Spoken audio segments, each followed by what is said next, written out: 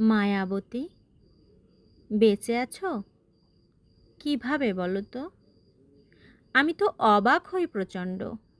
এত প্রতারণা, অপমান, লাঞ্ছনা, যে কেউ তোমাকে ভালোবাসলো না, তোমার কষ্ট হয় না?